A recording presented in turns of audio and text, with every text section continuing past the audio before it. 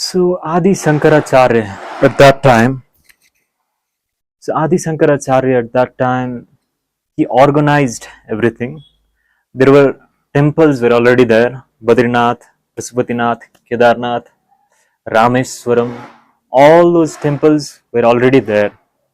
So what he did basically was the worship, the rituals were properly organized with assignment of proper priest at that time who is integrated in their practices and worship, who is knowledgeable enough in those areas of activities. So he kind of organized everything properly and made the process more authentic and united the whole of spiritual traditions of India, be it of Shiva, Shakti, Vishnu, or whatever practices and worship that people were doing, all those he combined and gave a unison to all those different varieties of practices. So the main thing that I want to tell you today is the temples were already there, rituals were already there. So what he did was placed it there in a proper place with proper designation, proper assignment, and he kind of reorganized everything. The science of temple building, the agamas were already there. So he made sure that everything that is happening in those temples went through proper authentic instruction of the agamas. So that was the main thing that he did. And there are varieties of things, but in this aspect he did that thing. And this was very important and significant for the preservation of the culture of the nation itself, of the land itself, not just nation, of the land itself, Nepal, India. So conserving the protection of the culture that was already there became possible only because of his huge contribution towards that aspect. So Sadhguru, so he's building temples, he's building Devi temples, Shiva temples, Surya Kund, Chandra Kund, and which is coming is Kala Vairava, which is uh, basically a Shiva temple, and then Navagraha temple, Navagraha lingas he's creating, I think. So when Adi Shankaracharya assigned people there, did things there, he went by Agama, the books that were already there in the tradition called Agamas, Saivagamas, and the books that were already there. So he went by that, but here Sadhguru, uh, he's not, he has not gone through any book, nor Agamas, nor Vedic rituals and mantras, nothing. So without any traditional background, without any knowledge of, without any traditional Sanskrit knowledge of temple building or consecration or for whatever, without any prior knowledge of Vedic or Agamic tradition, he is building all these temples. And it's not just building, it's really powerful. If you go there, in comparison to all of the temples that are there, even in I'm currently in Kathmandu. So in Kathmandu, I've traveled to all the temples. I've visited all the spaces that are there, be it Vajra Yogini, Pasupatinath, Buddhanil Kantha, and Tarkeswari, and many Devi temples. Batuk Bhairav is there, Bhairav temple, and I forgot the name, but there are many Devi temples, Chandi, Chamundi, Dakshin Kali. So all these places I went, so all these places are consecrated using Vedic mantras, and some of them with the instruction of agamas, the books related to temple consecrations and temple building. So all these spaces are conducted and have been established using under the proper instruction of Vedic and agamic books or scriptures. But when I compare the spaces, the power of these spaces, the Bhairavi temple that is there in Nepal, Dhyanalinga that is there in Coimbatore,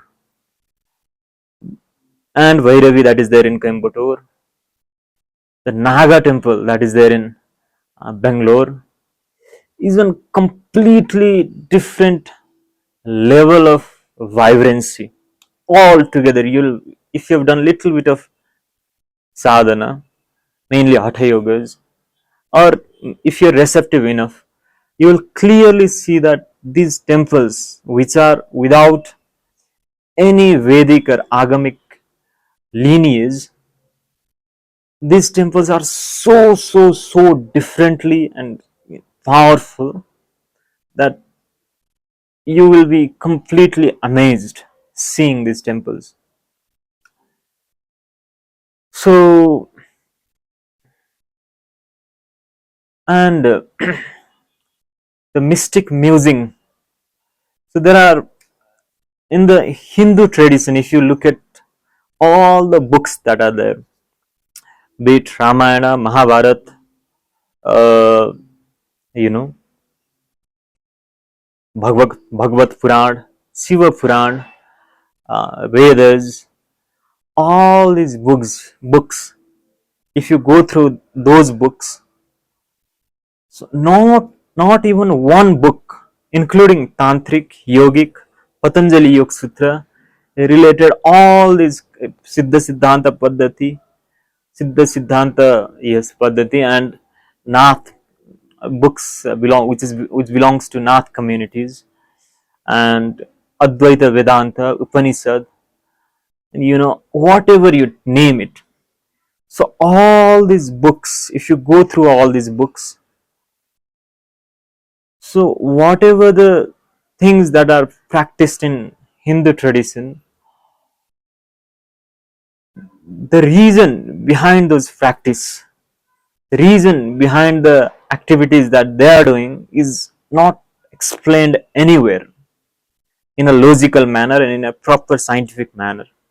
But if you go through this book called Mystic Musings, it is one of the rarest book that I've ever read, because I've gone through Mahabharata also, Ramayana also, and all these yogic books, all the books by all the Nandas that are there, like Yogananda, Vivekananda, Sivananda, Satchitananda, Saraswati Nanda, all these people have written many books, but those books, the things that are not explained in any of these books, are explained in Mystic Musings. So this is the one of the most underrated, I think, in the tradition, because Hindus have completely, you know, they're completely, they have completely become walled, narrow minded, that they are not able to look beyond their tradition.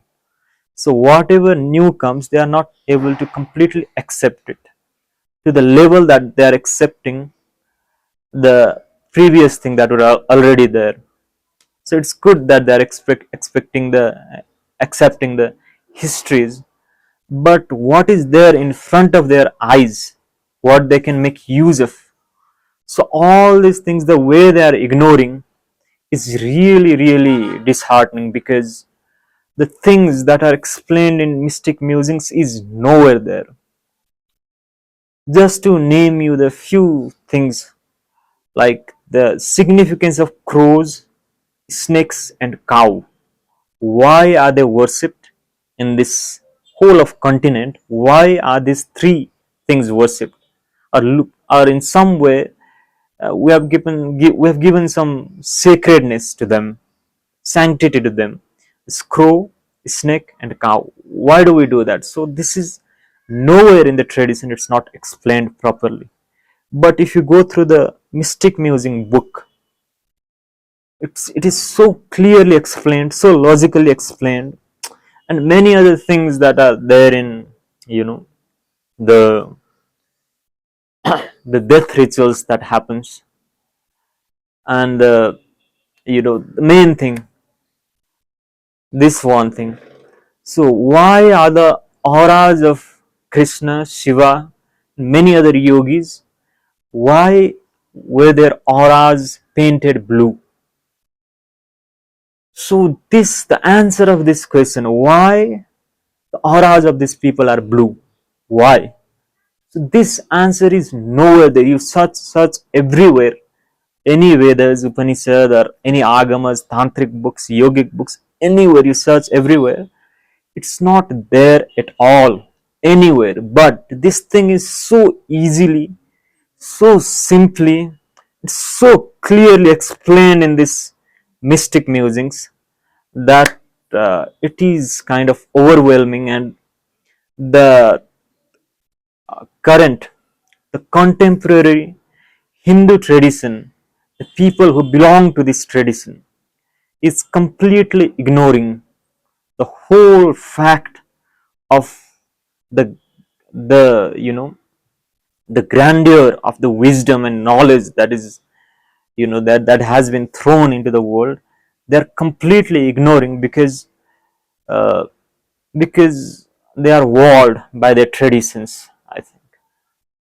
So this mystic musings is a must read books by everyone who wants to know the science behind the tradition that is there, the subtlety, the esoteric nature of things that are there. So I highly recommend you read that. And there are two incidents of this video was about AdiShankaracharya and Sadhguru, comparing their capabilities uh, in terms of their mystical capabilities. So it was about that, but we'll be coming to that in next video. So about the incident of mystical activities, mystical action of uh, Adi Shankaracharya, and similar action done by Sadhguru in, you know. So we'll be talking about that. So I hope you like this video. We'll be talking more about these things, exploring more about these things.